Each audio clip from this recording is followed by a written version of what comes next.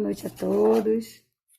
Estamos aqui reunidos nesse novo ano de 2021 para dar continuidade aos nossos estudos. Temos que continuar. Deus não disse para nós pararmos, disse para nós continuarmos em frente. Então, mais do que nunca, nós precisamos dar continuidade aos nossos estudos, né? Essa tarefa. Quem desejar pode pegar um copo, né, com água para que ela possa ser fluidificada ao longo desse nosso estudo de hoje. E vamos começar fazendo uma leitura do Minutinho de Sabedoria de Torres Pastorino. Caiu aqui a página 231. Não deixe de manifestar gratidão aos membros de sua família, aos amigos e conhecidos.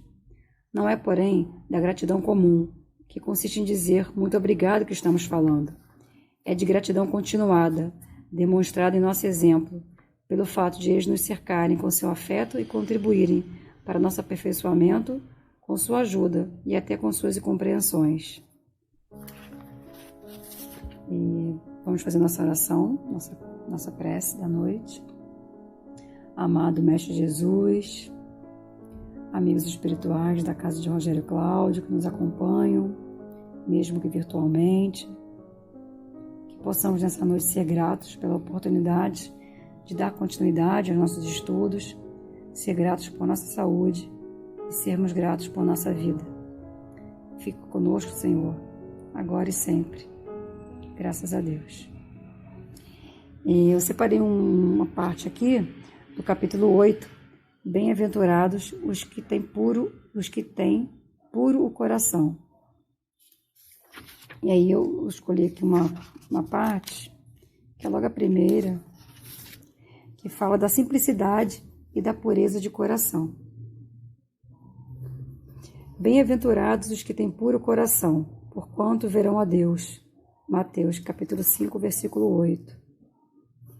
Apresentaram-lhe então algumas crianças, a fim de que ele as tocasse, e como seus discípulos afastassem com palavras ásperas os que lhes apresentavam. Jesus, vendo isso, zangou-se e lhes disse: Deixai que venham a mim as criancinhas, e não as impeçais, porquanto o reino dos céus é para os que se lhes assemelham.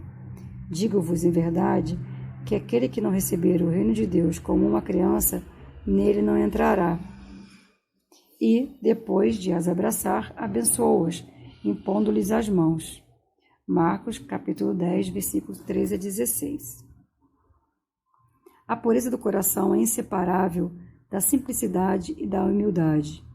Exclui toda a ideia de egoísmo e de orgulho. Por isso é que Jesus toma a infância como emblema dessa pureza, do mesmo modo que a tomou como da humildade. Poderia parecer menos justa essa comparação, considerando-se que o espírito da criança pode ser muito antigo e que traz, renascendo para a vida corporal, as imperfeições de que se não tenha despojado em suas precedentes existências. Só um espírito que houvesse chegado à perfeição nos poderia oferecer o tipo da verdadeira pureza.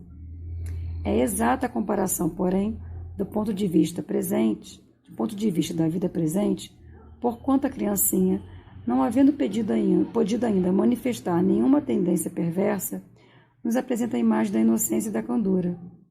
Daí o não dizer Jesus, de modo absoluto, que o reino dos céus é para elas, mas para o que se lhes assemelhem. Pois que o espírito da criança já viveu, por que não se mostra desde o nascimento tal qual é? Tudo é sábio nas obras de Deus. A criança necessita de cuidados especiais, que somente a ternura materna lhe pode dispensar.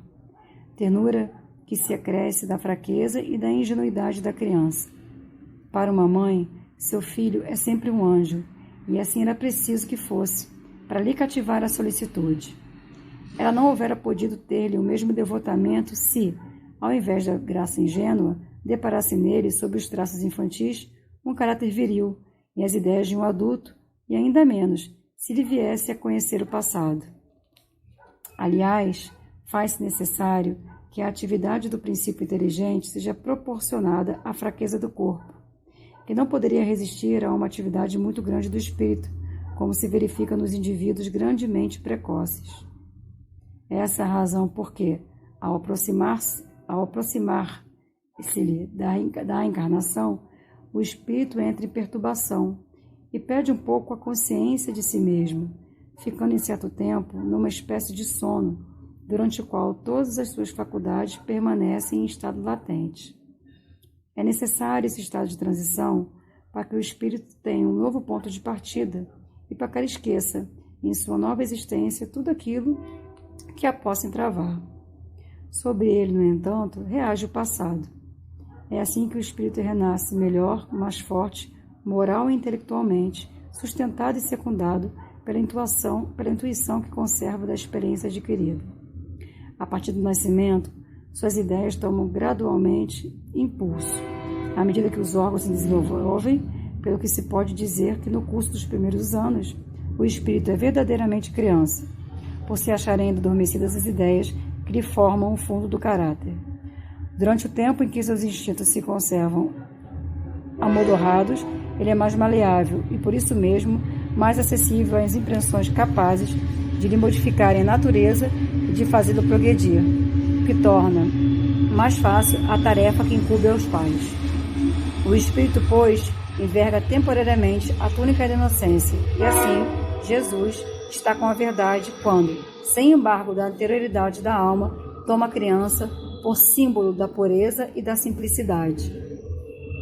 Então, alguns pontos aqui, a gente entende que a pureza de coração, a simplicidade, a humildade, que são características das crianças, na verdade, deveria ser uma característica de todos que entram no reino dos céus, Mas que a criança, porque está tendo uma nova oportunidade, de renascer e assim formar seu caráter, até através da própria mãe aqui, como ela fala, que vai, aos pouquinhos, isso vai evoluindo na criança e formando, como ele fala aqui, o fundo que está formado o fundo do seu caráter, E interessante aqui para mim também, uma parte que eu acho, que é essa questão da mãe, que a mãe, ela vê o filho como um anjo, perfeito, sem falhas, sem nada que possa estragar aquela pureza que ela tem como visão. Mas é um espírito, e ali já tem as imperfeições de todos nós, e que aos poucos, ao longo da vida, vão ser naturalmente colocadas para fora e trabalhadas pelo aquele espírito que um dia foi infantil, mas que vai crescer.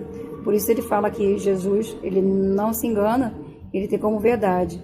E a criança é o símbolo de toda a pureza e simplicidade, porque como ela está tendo aquela experiência de começar lá do zero, ela demonstra para a gente sempre aquilo, Acho que é mais ou menos isso que fala aqui. Também fala, a importância de ressaltar aqui a questão da tarefa que incumbe aos pais, Porque a criança ela é moldada, por mais que ela tenha e ela venha, como todo espírito, com algumas questões da vida anterior, a forma como ela vai ser moldada pode ajudá-la até a